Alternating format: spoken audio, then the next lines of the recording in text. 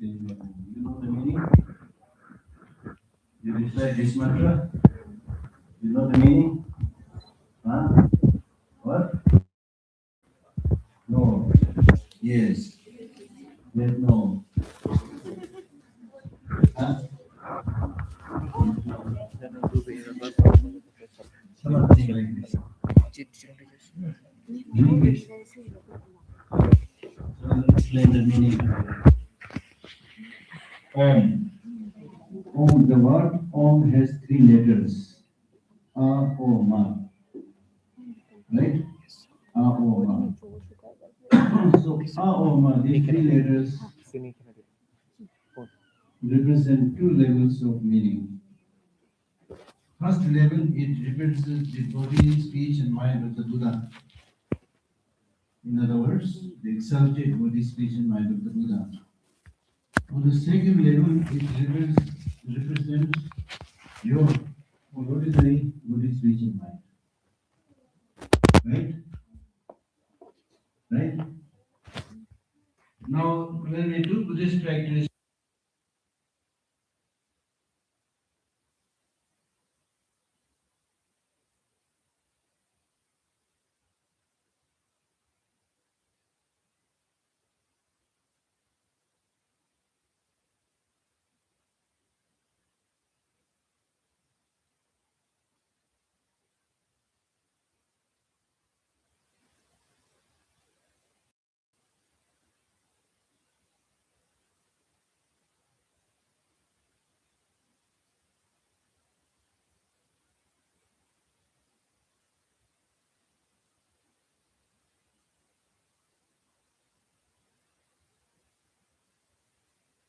money and payment.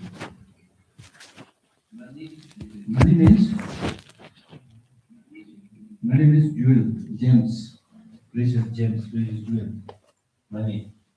So this represents skillful means like kindness, compassion, and so forth. Right? Money. It can be money also. Money also. Right? Money. So Padma means Padma, lotus. Lotus. So that represents wisdom. Wisdom. So it is through the practice of money and payment, which means skillful means and wisdom, compassion and wisdom, that you become one with the Buddha. Clear? You know the meaning now? Om Mani Padme. Right? So this is basically not Tibetan, it is Sanskrit. Om Mani Padme. The Tibetan translators, when they started translating many precious Sanskrit texts, Buddhist Sanskrit texts into Tibetan, they did an amazing job, 108 volumes of the Buddha, 220 Indian scholars, they're all translated into Tibetan through the combined effort of Tibetan scholars and Indian scholars. Right? But when they were translating, if they came across a word, Sanskrit word, right?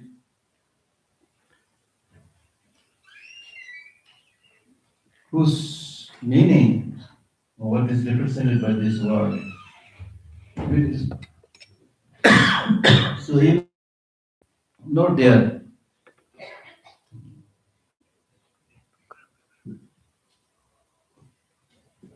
if it is not there in Tibetan, then they will leave it like that.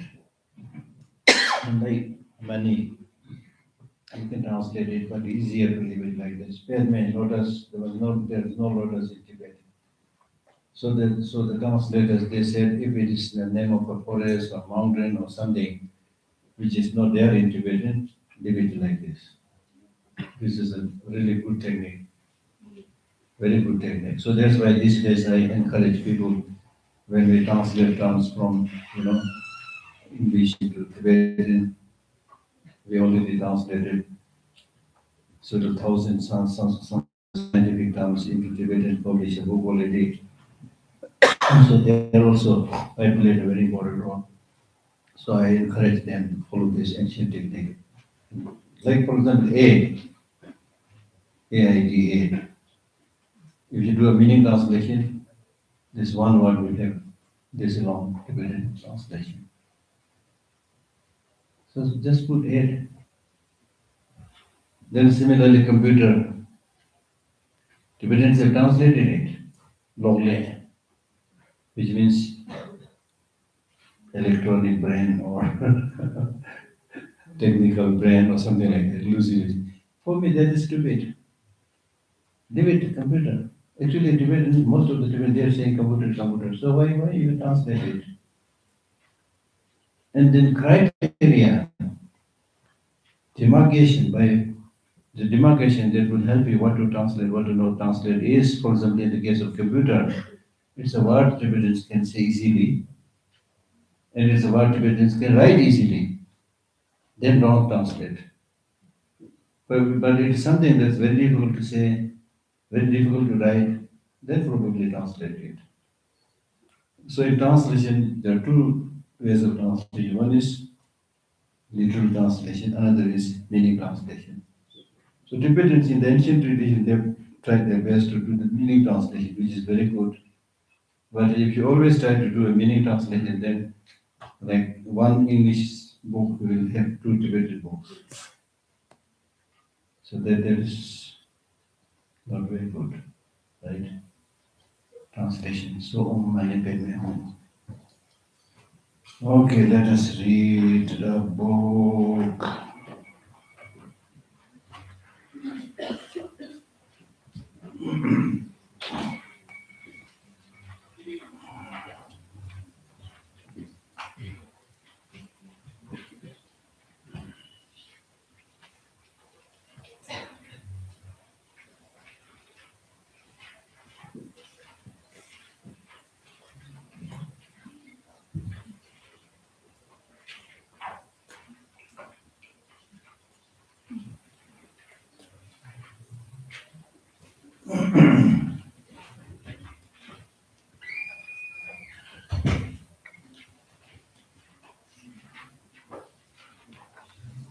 Which verse? 85. Right. What did you figure out? I'm joking. 85. 85. So from verse 85 it is saying that you should attract practitioners or students by giving material gifts and also giving Dharma teaching. So if you really care about the Buddhist teaching, then you should help people through different ways. One, giving teaching. Another, not just talking, but actually helping, giving material gifts. It's very, very important. But if you keep on talking and nobody is helping each other, this will not attract people because people have to live by eating and so on. So therefore, these next few verses are talking about attracting students or followers by giving material, things, wealth or dharma. I should divide my food. So I should divide my food amongst those who fall into lower realms.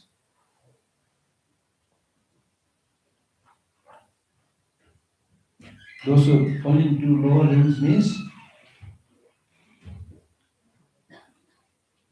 those who are born as birds, born as dogs, born as animals, who are born in a lower state.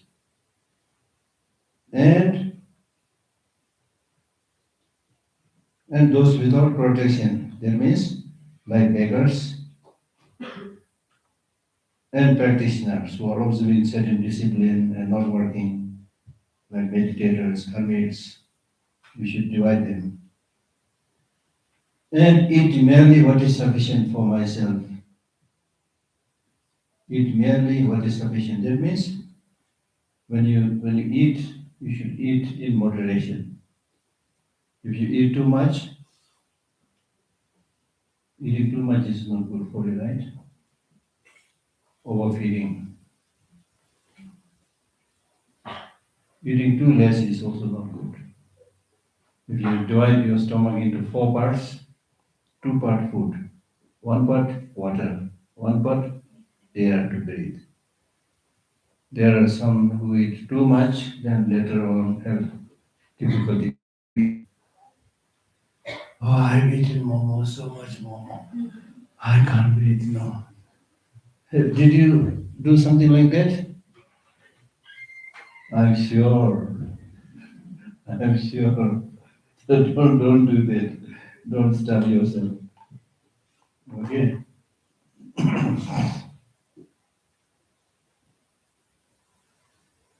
And then, for example, in the case of the monks, he says, except for the three ropes, I may give away. So this is clear indication that he was giving this teaching primarily for the monastics.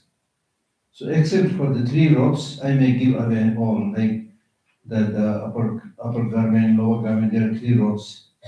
This should monks should give with them like their skin. Do not give them away. Otherwise you can give everything. This body which is being used for the sacred dharma should not be harmed for only slight benefit. This body means especially the body that is owned by a bodhisattva at the beginner stage. So in the name of benefiting others, if you just cut your hand or something like that and harm yourself, that is not encouraged. By my behaving in this way, the wishes of all beings will quickly be fulfilled. So that means although you are not encouraged to lead a very luxurious life, but at the same time you should not torture yourself. You will remember that the Buddha has taught the middle way. Don't lead a life of luxury and don't lead a life of self-mortification.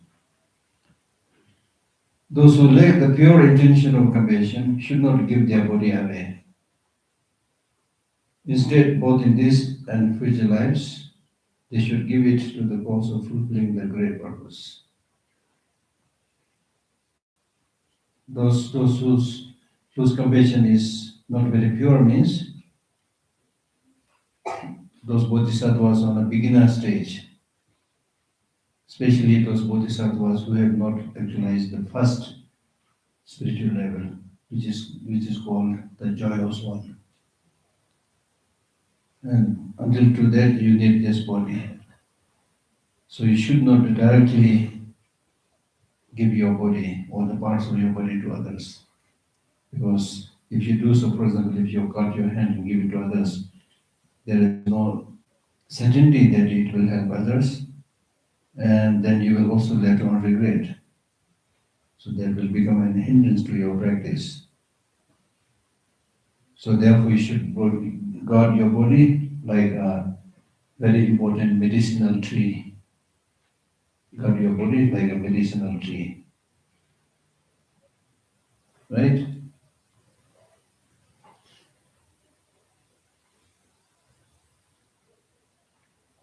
They should give it to the cause of fulfilling the great purpose. Instead, both in this and future lives, they should give it to the cause of fulfilling great purposes. Just like the great teacher Changju, they were like cousin and his Lalama Changju and Lalama Yeshiva. The different area.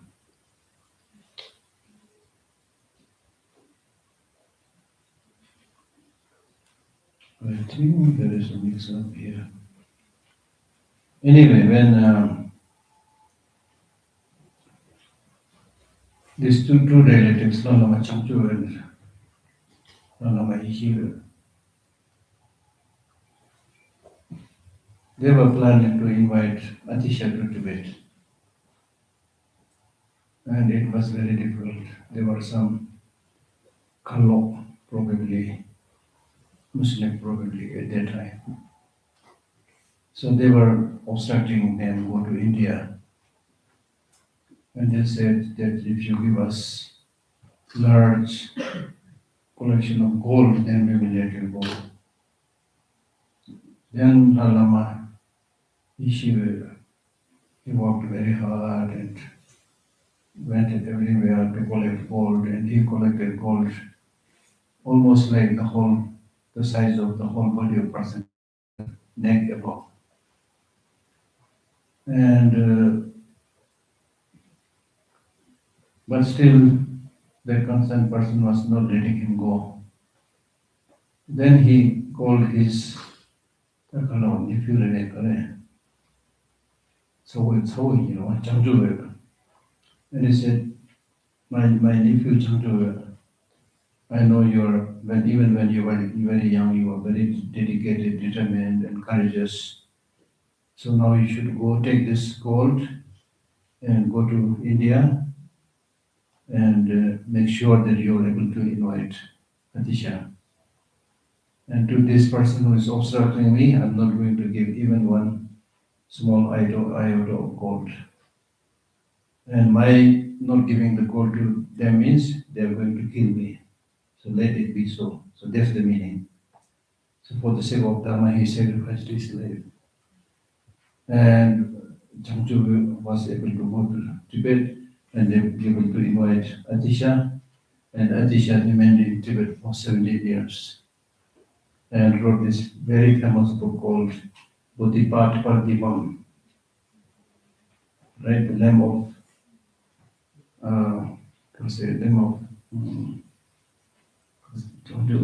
name of the path to enlightenment. He wrote this book, which is probably the first stages of the path text, Lamrim, based on which Tsongkhapa and many other great teachers wrote several Lamrim books. So there's the meaning.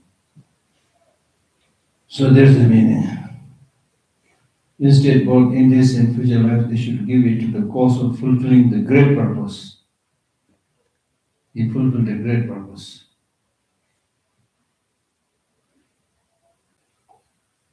And when you are listening to the Lama, then you should show full respect. Should have good motivation, and in terms of your physical behavior also. In Dharma, the Dharma should not be explained to those who lack respect. That means those who listen to the Dharma, they should show respect. Showing respect means that you are really regarding the Dharma teaching as something very important.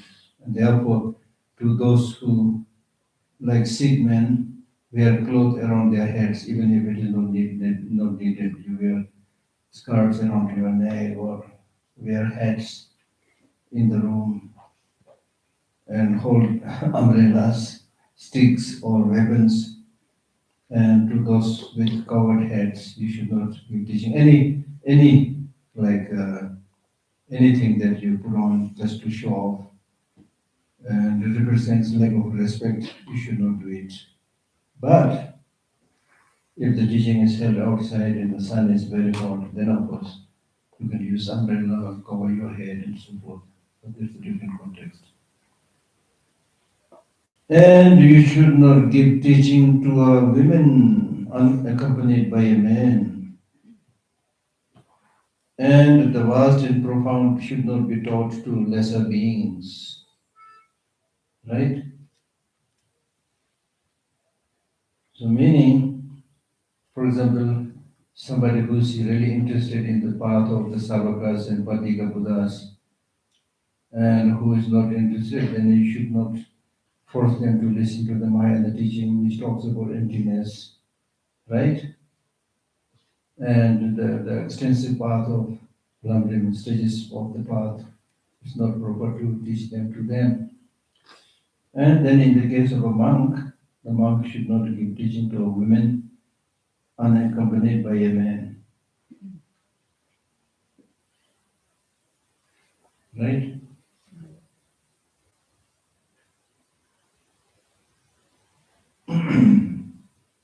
I must not forsake the Bodhisattva way of life, nor mislead others by means of sutras and tantras.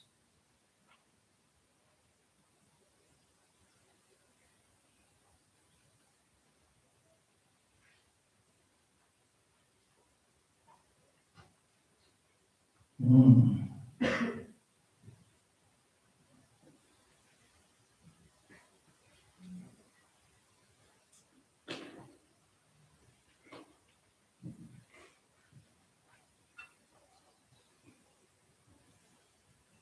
So, in other words, you should really see what is suitable and what is not suitable. Right.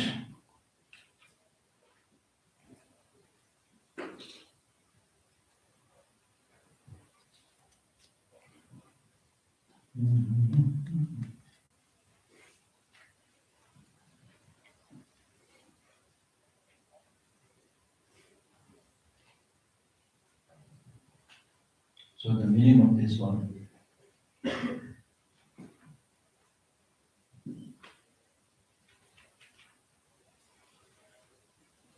So, sometimes it may be the case that you need to give a profound teaching, right?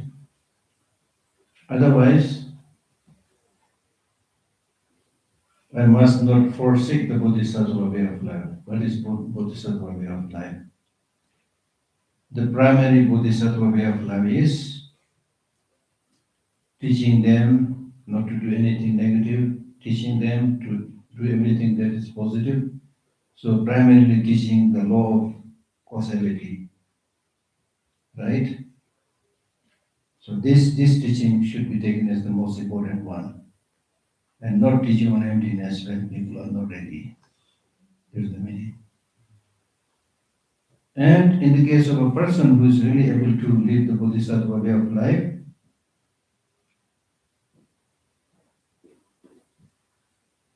even there, you should not nor mislead others by means of sutras or mantras. Meaning that somebody who is really able to live the Bodhisattva way of life, you should not tell them that if you just read this particular sutra, if you read just this particular mantra, if you just recite these mantras, then you will be liberated. Right? Don't say things like that. You should give the actual teaching. Then from the next verse onwards, it is telling us how to lead a life so that others will not lose faith in you. For example, if it is a bodhisattva who is really trying to protect other people not to lose their faith, then there, when I spit or throw away the stick for cleaning my teeth, I should cover it up with earth. In other words, for example, if you're walking with a big number of people, you should not be spitting there. Some people do that. Some people do it just in front of you. Right? Also, it is shameful to urinate and so forth. कहीं भी जगह मिल गया वहाँ पीछे पड़ रहा है ना कई लोग दीवार पर कर रहा है यहाँ कर रहा है वहाँ कर रहा है in water or on land used by others. And also when you eat food, do not completely fill your mouth. When eating, I should not fill my mouth. Or eat noisily, not like that. Or with my mouth wide open. Wide open means you are really like quite greedy with the food. So this, I'm not a good actor, otherwise I should demonstrate all this. Right? And you should not sit with my legs outstretched, especially towards the teacher or things like that. Nor rub my hands together. I'm not so clear about this, but basically it's saying when you wash your hand, first wash one hand, like this, and then the next hand. Not something together like this or something like this, I don't know. Right.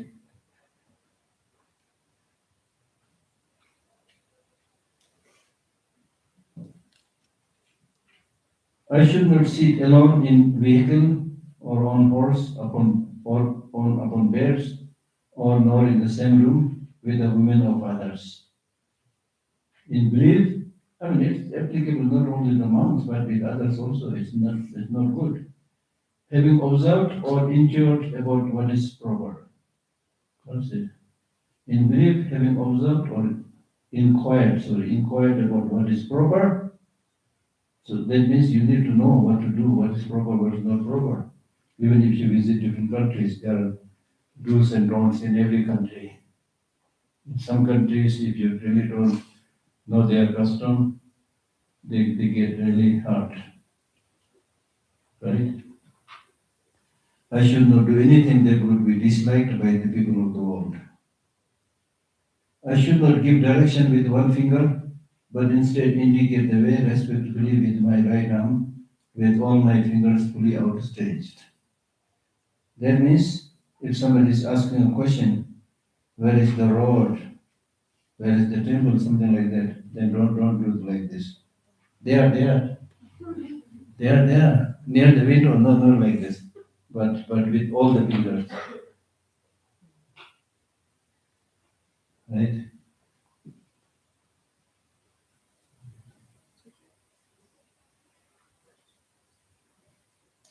Respectively with my right arm, not with the left arm, see, with all my fingers fully outstretched.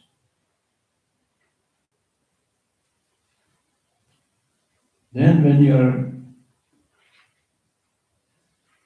taking your pot, cleaning your pot or other objects, then nor should I wildly wave my arms about. So don't like do like this, forcibly, but move slowly. I mean, for example, if you want to take a pot up there, then you go slowly, and then take it. Not like this, as if you're playing basketball, right?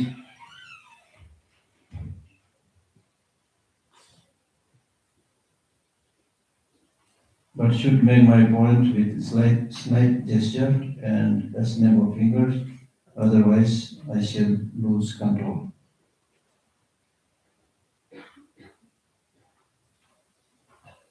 I mean, this means, for example, if you want to move a pot from somewhere, then you should say, let them understand what you want.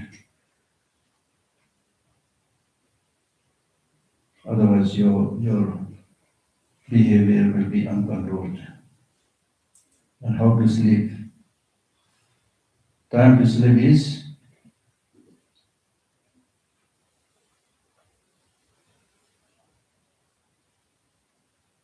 not during the dawn, not during the dusk, but in between. And when you sleep, you should sleep like the Buddha. Just as the Buddha lay down to pass away, so should I lie in the desired direction when going to sleep. What is desired direction? On the right side. They say this is the lion-like posture. If possible, have your hand under your head. People even suggest, I think, blocking your nose, something like this, right? And then your left hand outstretched on the left thigh. And I have tested this a little bit. It really helps you breathe easier. In my case, if I lie down, sometimes you can't lie on this all the time, so I feel comfortable lying like this. But if you, this is also okay for me, but this is not what is suggested here. But if you sleep like this, on that side where your heart is, in my case, whenever I sleep like this, I get nightmares, horrible dreams. In your case, I don't know. You don't get? Yeah, but I don't sleep very well. But then the worst is face down, suffocate yourself. But many people do that. They hold the pillow and then sleep like that.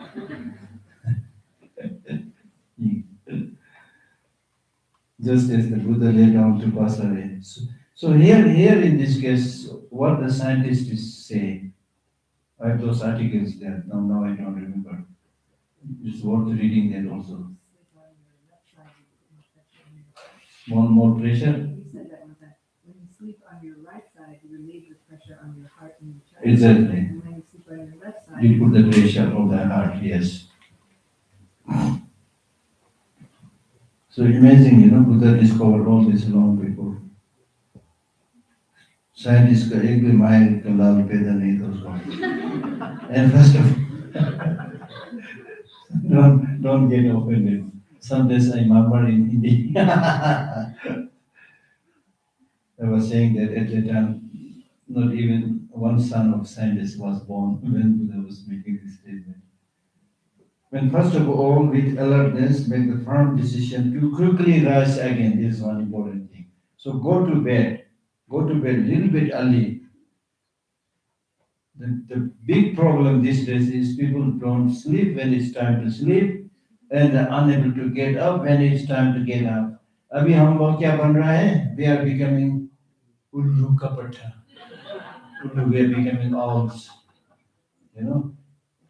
And you stay awake, I don't know, watching something. 2 p.m. Then go to sleep. Then next morning you are unable to get up. You don't get your breakfast.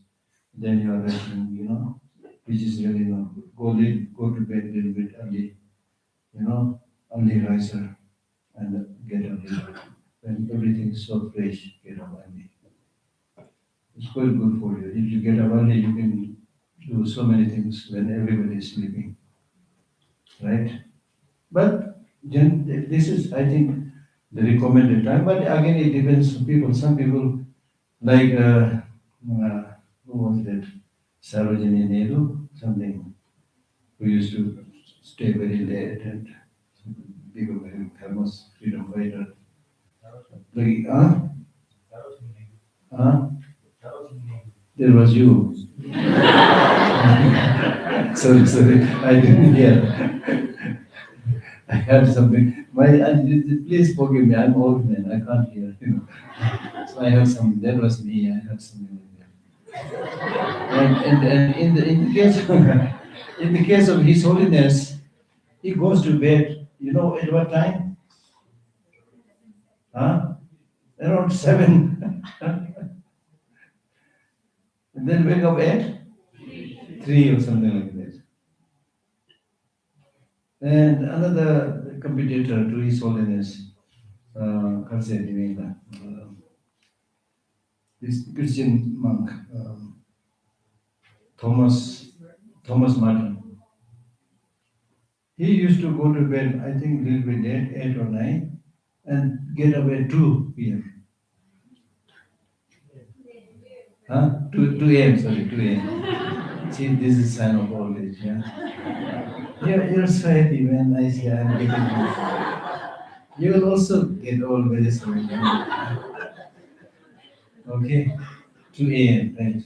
doesn't His Holiness keep that schedule even when he's traveling? Yes. Yeah, I remember he's asking when we were flying and then we follow different time zones. He would always ask, did you get good sleep? Did you get good sleep? He would ask this question to all the entrance members. And interestingly, all the monks, they say, yes, we got very good sleep. Then he would teach the other lay people, this is the difference.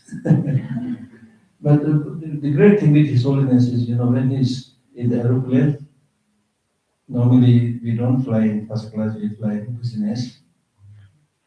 So stupid, those of us, the stupid group, as soon as we sit, then it's comfortable seat, then we push the button and then relax, He's always never does this. I watched, it's always like this. And then very soon he will cover his eye, and nobody knows whether he's sleeping or meditating. He spends his whole night like that. And next time he's fresh. But sometimes because of very long flight, he really gets tired, and then he would not pretend. And it happened during one press meeting. He was very tired, so he was really not paying much attention. He was telling people, I'm tired. He just sit like this during the whole interview.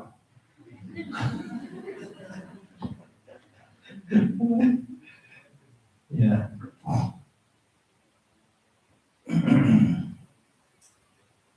Thomas Martin was before he died, he came to Dharamsala to meet His Holiness. And many years back, I visited his monastery in Kentucky. And so he has his own individual, special small habit when he used to meditate or do writings, things like that. Very special person.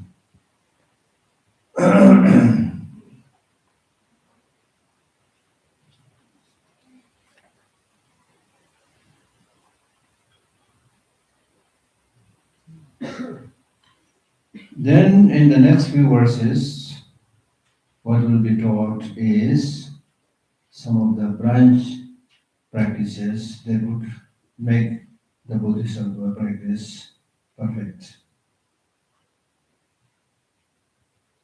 Although I am unable to practice all, the limitless varieties of Bodhisattva's conduct, I should certainly practice as much as has been mentioned here, of this conduct that trains the mind. Right?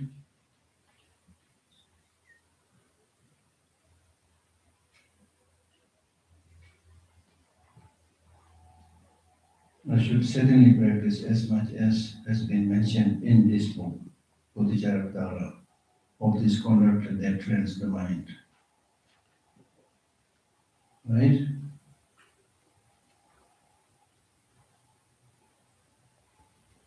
And somehow when you do the practice, you commit a mistake and commit an infraction, then you should try to set it right.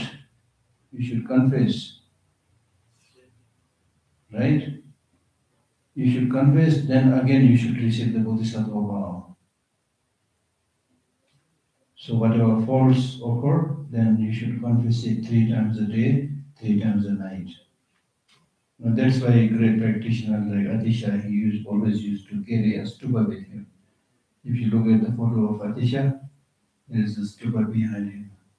As and when he suspects that he has committed something wrong, he would make 3 prostrations to the stupa. And he also used to take with him a very angry sadhu, Azara we call it, angry sadhu.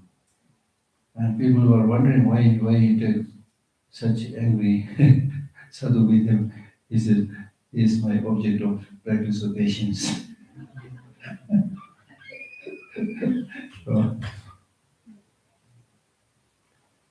So you should 3 times a day, 3 times a night recite the 3 hymns. What are the 3 hymns? Confession, the text on confession, the text on rejoicing, and dedication. In Hindi, it's called Triskanda. The 3 skandhas are Papadeshana, Punya Anumodan, and Bodhi Parinamana. For by relying upon the Buddhas and the awakening mind, my remaining downfalls will be purified.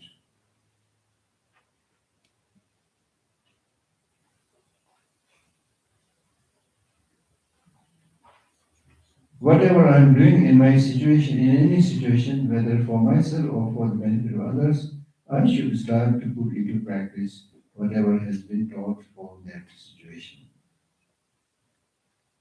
There is no such thing as something that is not learned by the Bodhisattvas.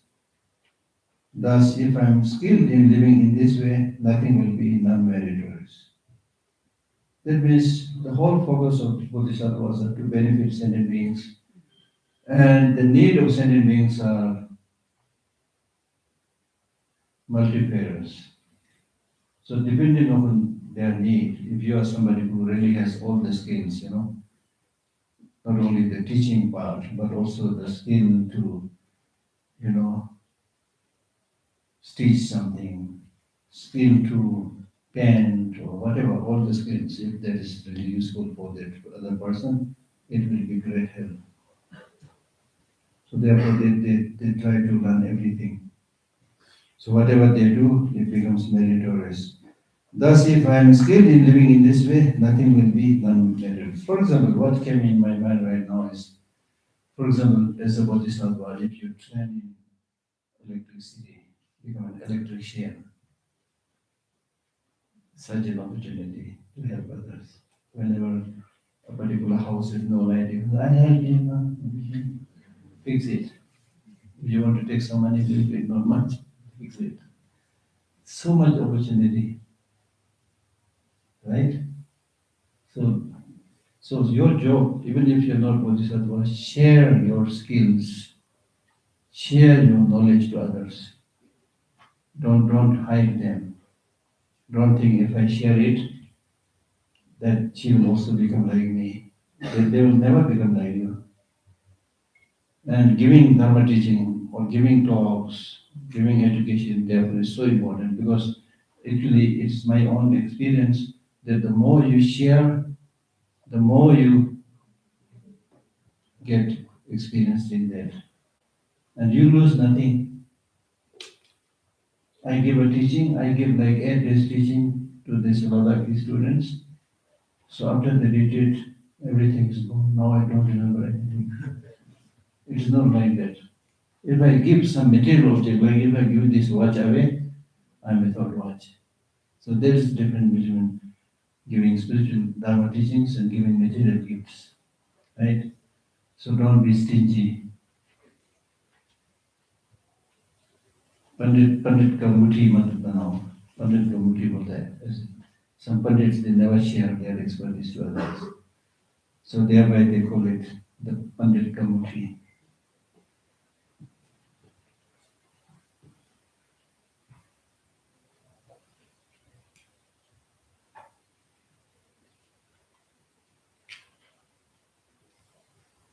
Whether directly or indirectly, I should not do anything that is not for the benefit of others. So this is really the big question. This is the big thing. Well, whatever you are doing, you should give some thought whether this is helping or harming. There are some people who really have no such sensitivity. If many people are like, say, passing through a tiny door or road, there will be somebody who will just stand there in between.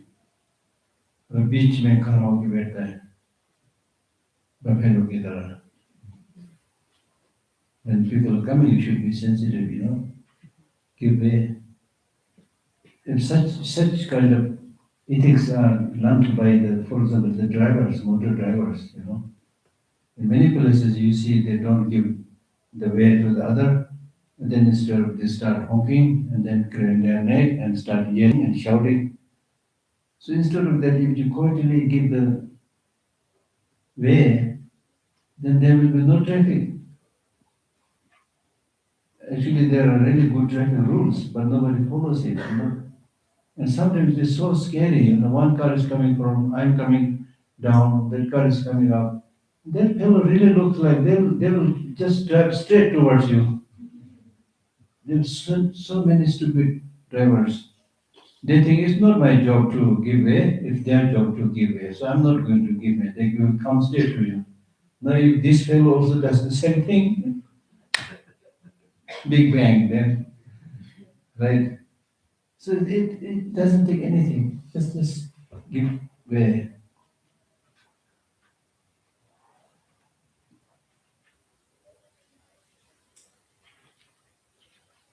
And then also when you take food, don't rush.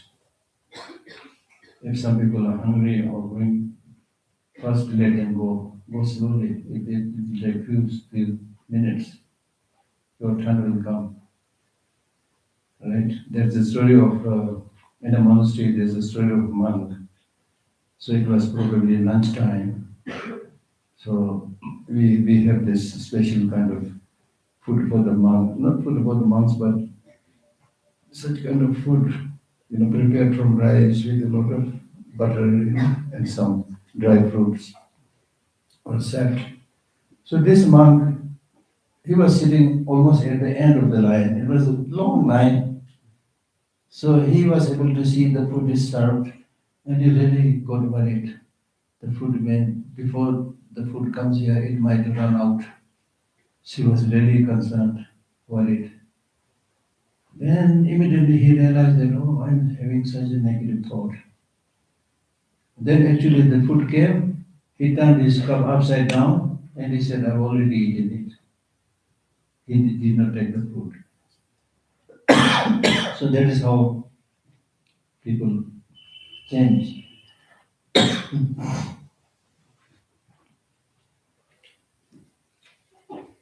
So this is beautiful.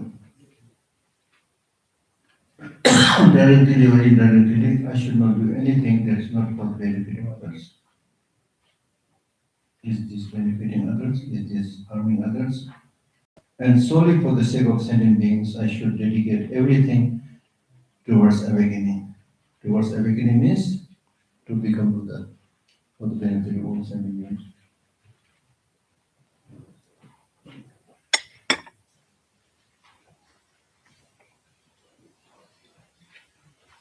Never, even at the cost of my life, should I forsake my spiritual. Uh,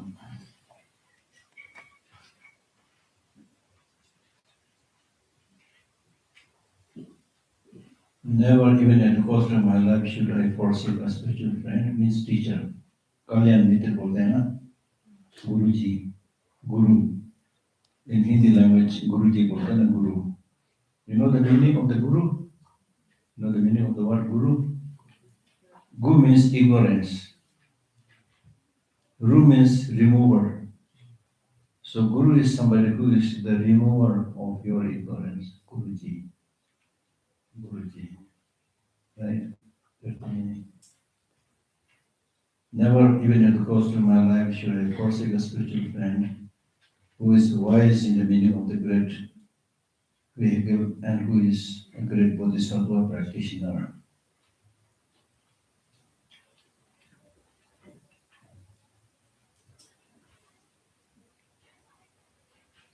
Then how should you relate to such a teacher? I should practice entrusting myself to my spiritual master in the manner taught in the biography of Sri Sambhava.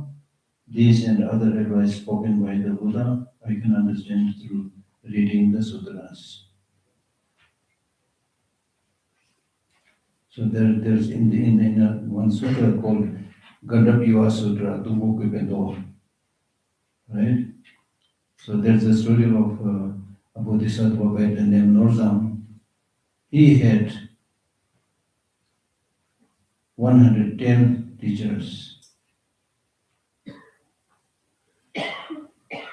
and he respected them all equally.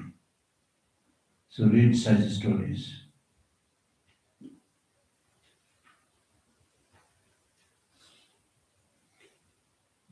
So read such stories, that's what you see. So normally a question is asked by saying that is it better to have many teachers or is it better to have few teachers? Huh? Few. What about your clothes? Is it better to have many clothes or few? I'm teasing. It's better to have shoes or few shoes. It's better to have lots of money or very rich. In terms of money, you need many, many. In terms of teacher, just two or three. And I'm joking, I'm teasing you. But which one is good? Having many teachers or few teachers? It depends. It's up to you.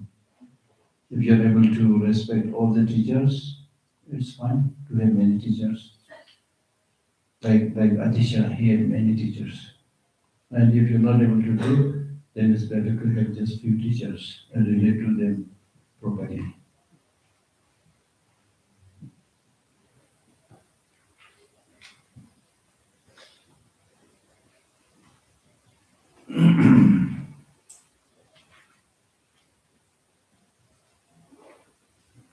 I should read the sutras. Why should you read the sutras? Because by reading the sutras, you will be constantly in touch with what are the Bodhisattvas' way of life, right? I should read the sutras because it is from them that the practices of Bodhisattva appear. To begin with, I should look at the sutras of Akash Garbha. Akash Garbha is a Bodhisattva, especially I should read the text called Akash Garbha Sutra, where these 18 root infractions and how to, if you commit an infraction, how to set them right, these are all very clearly explained there. So first you should read that sutra. In addition, I should definitely read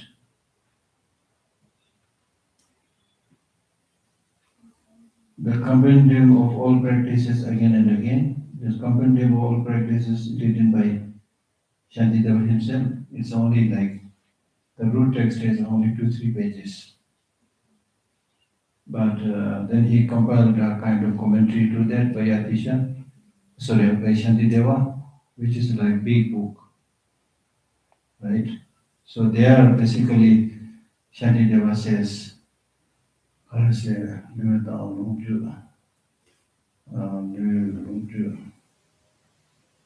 yes, so there he speaks about how to protect your body, how to make it useful, how to protect your good deeds, and how to enhance it, how to further develop it, things like that. The short text, very, very nice text. Long before I have translated this into English. If you are interested, I'll send you. Okay.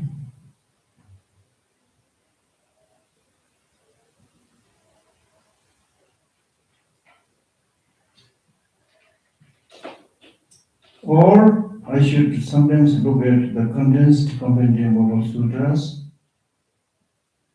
and I should make an effort to study the works of the same two titles composed by exalted Nagarjuna.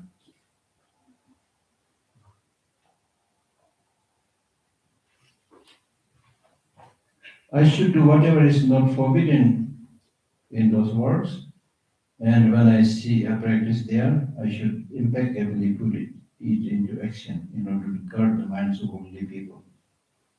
So it's basically now summarizing by saying, easy way of doing the practice. The easy way of doing the practice is you should always judge what my body is doing now, what is the state of my mind now.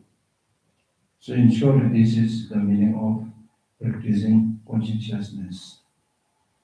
The defining characteristics of guiding awareness in brief is only this: to examine again and again the condition of your body and mind. So finally he says, if you should physically practice it, there is not much benefit just saying it by the word of the mouth. And he gives an example by saying that just by reading the medical scripture, it will not benefit the sick person. Therefore, I should put this way of life into actual practice, for what can be achieved by merely talking about it? Will a sick man be benefited merely by reading the medical texts? From the Bodhisattva's way of life, this is chapter 5, Guarding Awareness.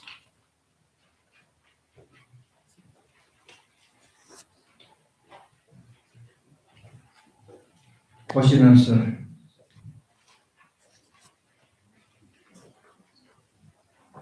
So tomorrow we'll finish chapter 6, I think.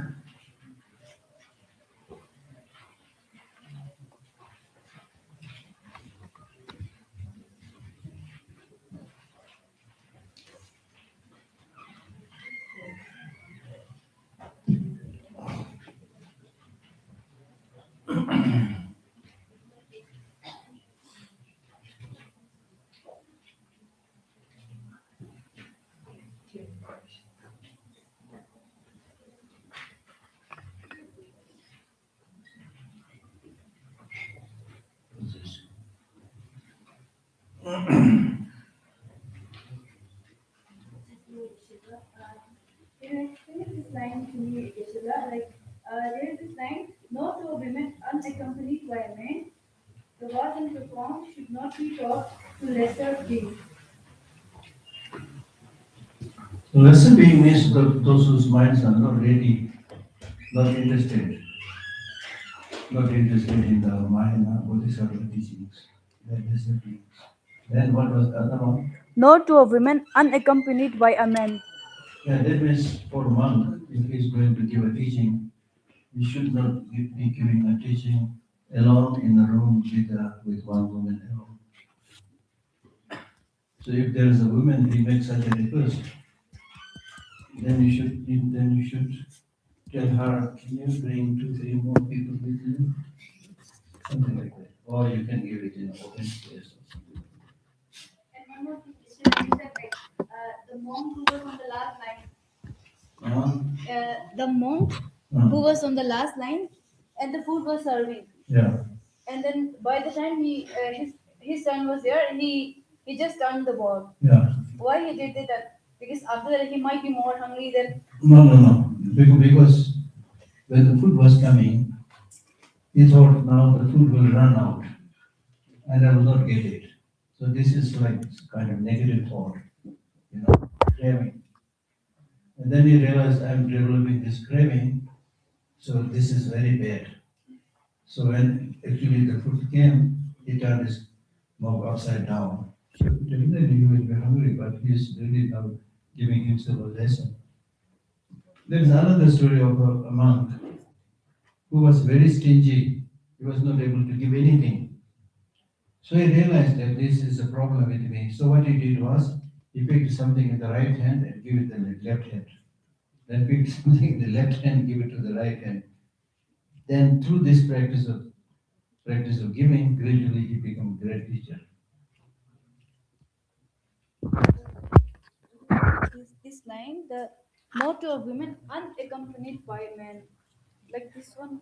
Yeah, no, not unaccompanied by man. Man means if you give a teaching alone with just one woman. Okay, now you got it. Yeah.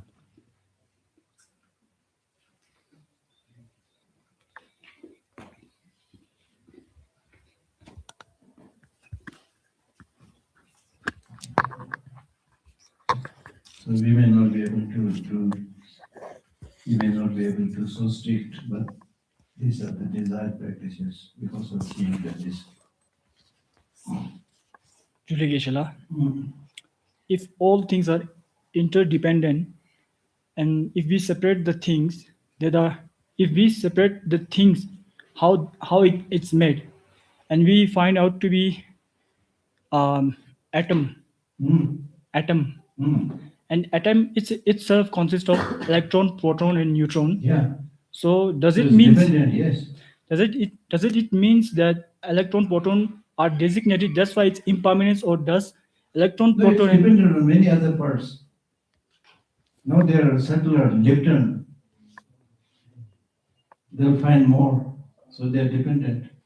And interestingly, long before Buddha and Nagarjuna, they said, you will never find a partless particle. They made this statement long before. so it means And scientists, they were saying, we will find partless particle. Now they are saying, it is impossible. Even when they thought this is the subtlest particle, then something pops up. So it means it changes its matter. That's why it's impermanence. What? It changes its state of matter. That's why It is what? changes its Changes, state of yeah. state of matter. That's why it's Changes, yes. impermanence. Changes, therefore it is impermanent, but here we are primarily talking about having parts, divisible. Okay, I have another question, Keshala. Yeah. Uh, we have another life according to our karma, Mm. right? So, what about the if we did a karma like and that animal is already extinct, Huh? like Yeah. like dinosaur and dodo bird. Yeah. So So then how you will be born like other animal, not dinosaur. what if we did a karma like Huh? dinosaur? Huh? What if we did a karma like we are going to born as a dinosaur? Dinosaur. Good question. Then probably you don't have to be born as a dinosaur, and then you will try to look for some other menu, some other life. Maybe rhinoceros. Or maybe it's in another galaxy. Possible, yes. Thank you, Geshe. But with karma, there are different types. Definite karma, indefinite karma, unmovable karma. So definite karma means the cause will produce a definite result. Indefinite means it can change due to certain other factors.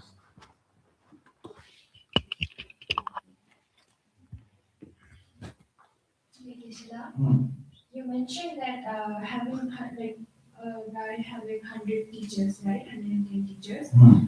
But I heard of a saying like you should only follow teaching of a one teacher because if you follow others, other might have their different perspective, and it might like guide and like be weak.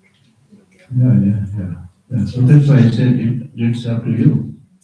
Some feel comfortable just to have one teacher, others like many. But it also depends upon your mental capacity and how you look for teacher. So basically, sit down, yes. Basically, the answer is don't rush for teachers. Don't rush for teachers, just like dogs rush for a piece of meat. This is a little bit dangerous because, for example, people like, the Ladakhis, you have so much faith, devotion. So whenever you see a teacher, you say, "Chap hello," you know, right? And then people say, "This is this great teacher, this is this great." Well, now there are so many great teachers all around. Luckily or unluckily, I'm not so sure which one is this. So then you try to follow everybody. So therefore, as I already told you in the four reliances, don't rely on the person, rely on the teaching. So you should take time. So in the initial stage, you should listen to somebody, just as somebody is giving a lecture. For example, during this many days, I'm giving a lecture. So I will not become your teacher. Even if you benefited, you don't have to call me as your teacher. Right? Right? Right? So it's up to you to take time. And then gradually, when you find that this person is not only able to teach, but he's also compassionate, is reliable, then gradually you can accept mentally. It's up to you. Mentally accept that this is my teacher. You don't have to announce it.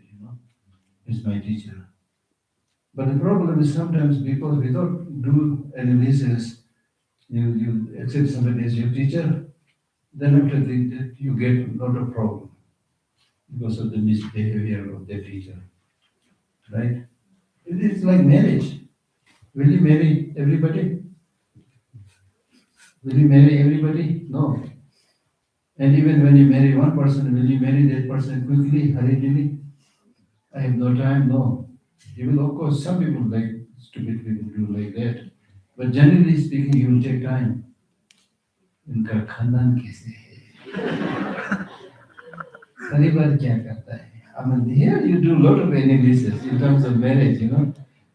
How good the families are, whether the family members employed or not. You really do very nice kind of scrutiny. But in terms of Dharma, you don't do that. You should do that. It's more important. This relationship is more important. than ordinary relationship, right? So therefore, Lama Mata Tutung Grasimare. No?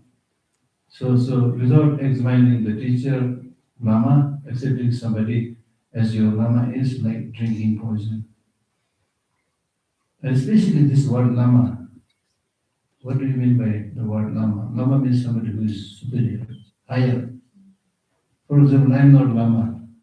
I'm just stupid ordinary Lama. So the real Lama is one. I mean, there may be many who say I'm Lama, but you can test them. One way of testing is, which really makes it difficult to have somebody as the Lama. So as he Solon said, if it is really a good Lama, then this Lama will take more care of others than himself. And this Lama will pay more attention to the long future lives than just for this life. These are some very special features of great Lama, great teacher, but which is not really easy. Even otherwise, just when you're looking for a spiritual teacher, the spiritual teacher should have at least 10 qualities.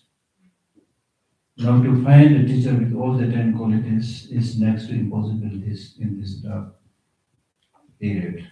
But that teacher should have at least 3 qualities.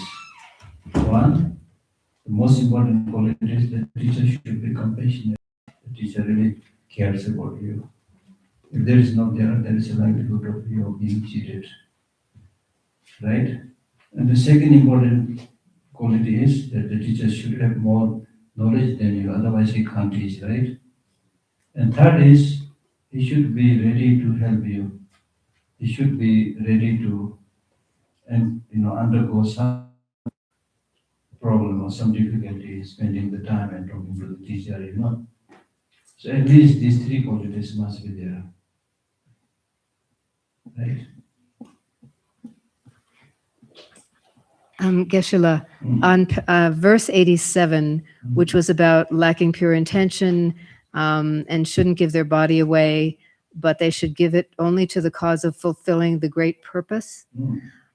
Can we say that Logpa Rangsan, for example, would embody that by self-immolating himself and causing so much attention to be paid to the issue of Tibet right now?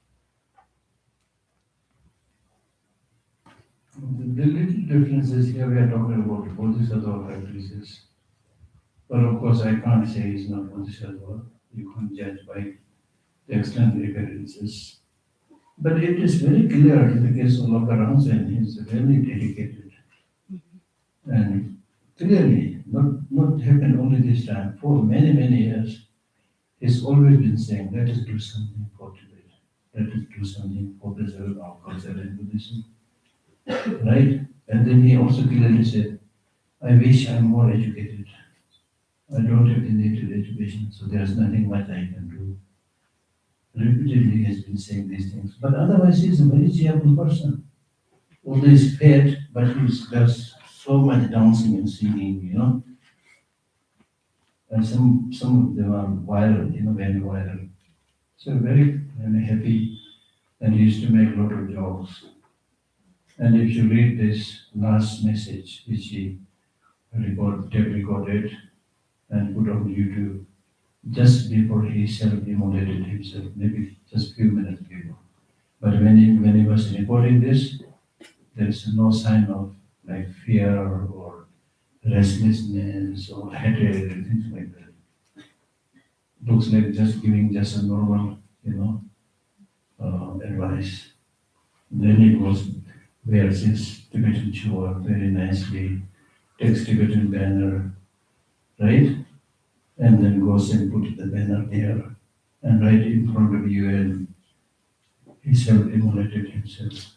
When he was completely engulfed by the fire, I mean, it's so unbelievable to say that. Even when he was completely on fire, but still he was standing there for a few seconds, unmoving, and clothes and others were really burned and falling apart, but still he's standing there, unbelievable. So definitely he dedicated his life for good things. But we can never judge who is who, Yeah.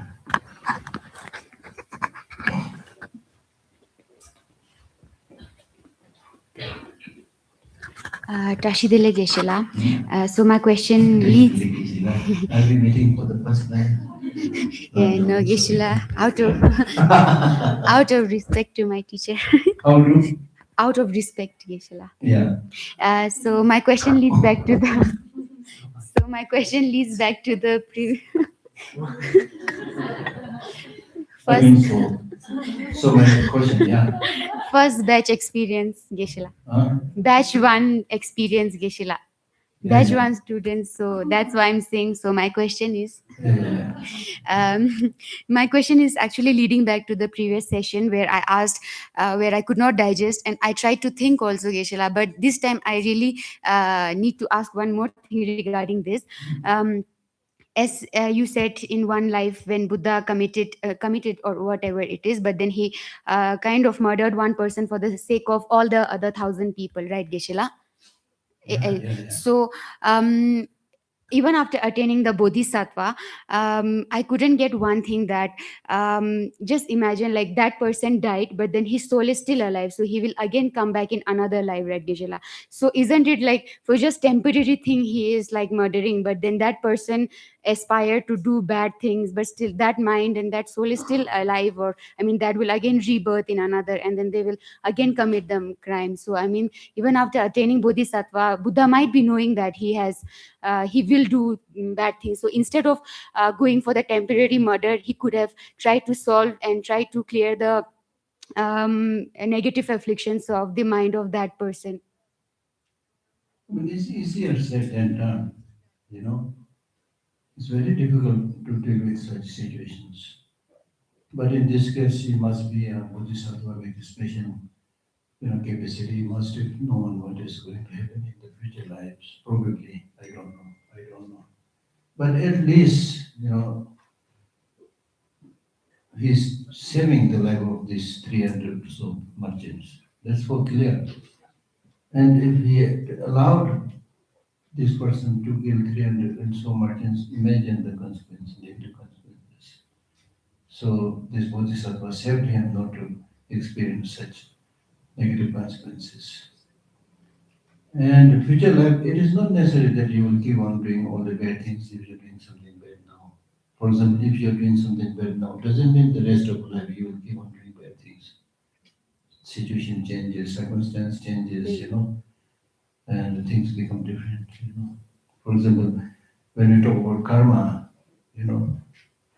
on our brain, on our mind, there are 100,000 different imprints of different karma, positive karma, negative karma, neutral karma, so many. So out of this, today you may be experiencing the result of one karma. But that doesn't mean you have to experience that all the time. And you experience and finish, then the other one, which is more powerful, will give fruit like that. One last question, teacher. Thank you. Why you always say last? So that to remind you. I'm joking. A very positive way to attend your meeting. Thank you so much, Geshe-la. My question is also on the same Geshe-la and the rebirth. So, like with the modern science and contraception and growing preferences to the smaller families, we have led to there are like so many saints which have like gained so many good karmas, and they have a power to rebirth as a human being. But due to all this science, we are like reducing the population. So, what happened to those saints or those lives, Geshe-la? Do they have to wait, or like what happened? No. Karma is more powerful than contraception. Because in fact, we say the intermediate state beings are looking for a suitable place. So if the place is not suitable, he will not go there. And the suitable place is when the intermediate state is really like a traveler looking for guest house.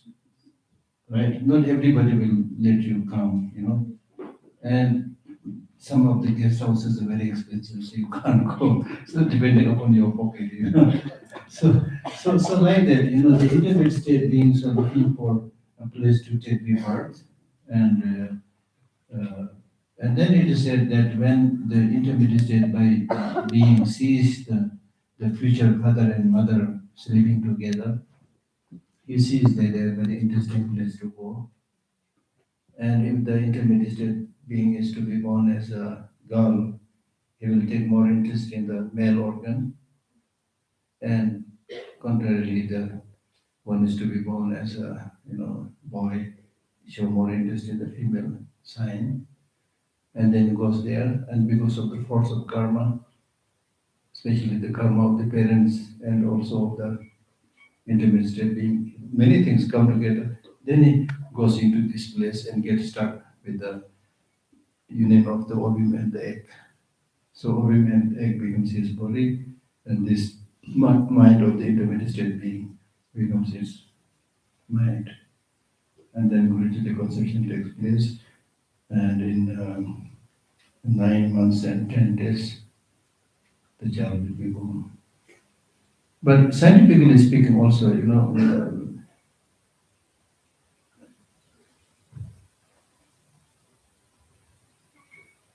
conception doesn't happen every time. Certain conditions must be fulfilled. So, we did actually a comparative study of these two. One explained in the Buddhist text. There is a Buddhist text called Entering the Womb Sutra. It's a small text sutra by Buddha, conception text like intermediate state being is looking for such place, conception text like this. And then gradually in the womb of the mother, the changes take place. What is the situation of the body in the first week, second week, third week? I mean, it's really amazing. But by Buddha, 2,500 years before, so precisely. And we did a comparative study of the scientific explanation, and then this sutra very close. Amazing. Okay. Okay. Thank you.